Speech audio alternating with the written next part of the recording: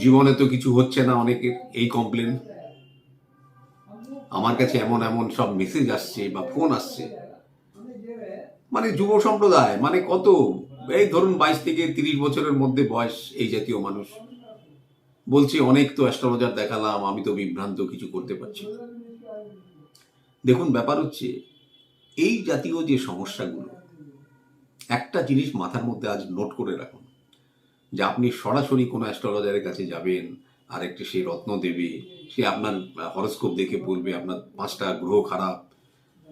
একটা মানব জীবনে খারাপ গ্রহের সংখ্যা 1 কি 2টিই হয়, তার বেশি হয় না। বাকিগুলো হয়তো তার প্রভাব কম থাকে, বা খারাপ জায়গায় থাকলেও তার ডিগ্রিগত অবস্থান কম থাকে বলে সে আপনার উপর প্রভাব ফেলে না। ও বলে দিল যে এই 4টে গ্রহ 5টা গ্রহ খুবই খারাপ পজিশন, এই নিতে হবে সেই নিতে হবে, 4টে 5টা রত্ন। রত্ন ধারণ তো লিমিটেড, না হলে পরে লাইফে কোনোদিন দেখতে পাবেন না ডেভেলপ। ইন জেনারেল সবার জন্য বলে রাখছি, সবাই চেষ্টা করুন তর্জনীতে, এই যে তর্জনী, তাতে একটা সোনার আংটি পড়া।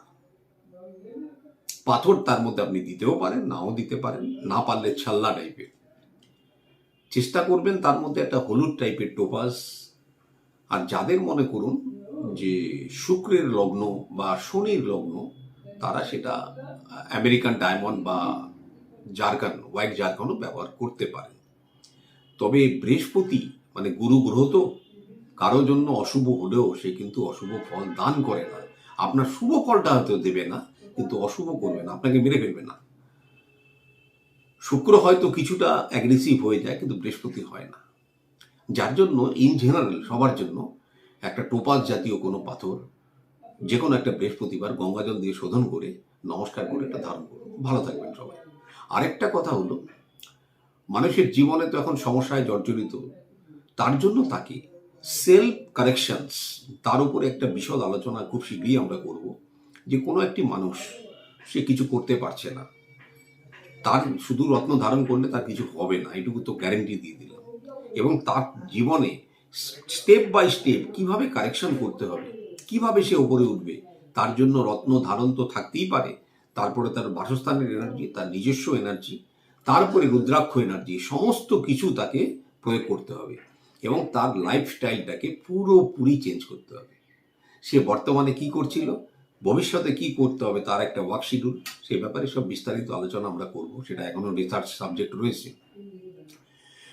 বহু চ্যানেলে গিয়ে দেখবেন যে এই সুইচ ওয়ার্ড বলুন, রাতারাতি কোটিপতি হবেন। আমি কদিন আগেই দেখলাম যে একজন বলছেন কনভালেক্সা কথাটা ব্যবহার করুন, বারে বারে টাকা আর টাকা, এবং সেই দেখে আরেকজনও তাই যথারীতি বললেন। কনভালেক্সা হচ্ছে এটা ইটালিয়ান শব্দ। যখন তারা মানিটারি কোনো ট্রানজাকশন করে, গ্র্যাটিটিউড দেওয়ার জন্য একে অপরকে বলে থাকে। তারাও এগুলো পাগলের মতন বসে বসে বসে জব করে না। এই সব বিভ্রান্তিমূলক তথ্য আজকে ইউটিউবে ছড়ানো হচ্ছে, যার জন্য মানুষ ভাবছে এইটা করি তাহলে তো আমার টাকা আসবে।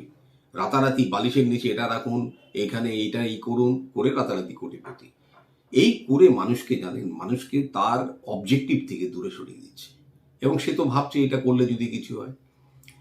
অনেক মানুষ, মানে 2-1 জন দেখি আমাকে একটু নেগেটিভ কমেন্টস করছেন। উত্তর পূর্বে টয়লেট নাকি ভালো জিনিস সে বলছেন। আমি এই স্ক্রিনের মধ্যে একটি মেসেজ তার দেখাবো। মানে এই যে ভদ্রলোক যিনি এই কমেন্টসটি করলেন, তিনি সাংঘাতিকভাবে এখন বর্তমানে তার লাইফ স্ট্রাগল করছেন, তার আচরণে বুঝতে পারছি। কেন সে পরের সমালোচনা করছেন, এবং বিনা কারণে। তিনি বলছেন তার জন্মের আগের থেকে নাকি উনি দেখে আসছেন যে তাদের উত্তর পূর্বতে টয়লেট। তো যে মানুষ জন্মের আগের থেকে দেখতে পায় সে তো ভগবান, সে এখানে বসে কি করছেন, তার তো স্বর্গে আসন নেওয়া উচিত। এই হচ্ছে ব্যাপার। তো এই জাতীয় জিনিস মানুষের আজকে চলছে এবং তারা বিভ্রান্ত হচ্ছে। তো এই জাতীয় জিনিস থেকে একটু দূরত্ব বজায় রাখুন। নিজেকে কারেকশন যদি আপনি নিজে না করতে পারেন, কিছু হবে না। সবার জন্য অল পারপাস ফিরোজা একটা অত্যন্ত কার্যকরী রত্ন। এবং ফিরোজা কিন্তু দেখুন একই সাথে বুধ, বৃহস্পতি, শুক্র, এই 3টে প্ল্যানেটকে কিন্তু আপনাকে কিছুটা হলেও ব্যালেন্স করে। আর হচ্ছে কোনো কোনো সময় এটা শনিরও কিছুটা প্রভাব দেখা যায়। তবে শনির জন্য, রাহু আর কেতুর জন্য, শনির জন্য লাপিসটা নিয়ে আলোচনা এখন করব না। রাহু কেতুকে কোনোভাবে এনার্জি যদি বিঘ্নিত হয়, তাহলে তার একটা ভালো রত্ন হচ্ছে সুলেমানি হাকিক। এটাও মিনিমাম 8 রতি বা তার উপরে ধারণ করতে হয়। এর পাথরটি ভালো, এখনো পর্যন্ত আমাদের কাছে যা রিসার্চ রিপোর্ট আছে, ভালো পাথর। এই জাতীয় উপরত্নর দিকে একটুখানি ঘেসুন। কেন, রত্ন ধারণের আরেকটা সিক্রেট জিনিস বলে দিচ্ছি, যে অর্ডিনারি যেসব রত্ন কেউ ব্যবহার করেন সেগুলো প্রায় কাজ না করার সমতুল। যে রত্ন যদি আপনাকে ধারণ করার মতো মানে এফেক্টিভ রত্ন, তার দাম বহু, মানে 60-70 হাজার থেকে ওপরে। সেই রত্নের মধ্যে কার্যকারিতা অবশ্যই আছে, এবং যদি পণ্ডিত জ্যোতিষী সেটাকে রেকমেন্ড করতে পারে আর আপনি নিতে পারেন, অবশ্যই আপনার চেঞ্জ হবে। বাকি যেগুলো ওই 10-5 হাজার টাকার রত্ন নিয়ে কোনো লাভ হবে সরি। তো এইগুলো একটু বোঝার চেষ্টা করবেন, আর আমার পরবর্তী ভিডিওটাকে লক্ষ্য করবেন লাইফ কারেকশনের উপরে, কিভাবে একটা মানুষের জীবনকে স্টেপ বাই স্টেপ উন্নতি করতে হবে তার উপরে। সবাই ভালো থাকবেন, নমস্কার।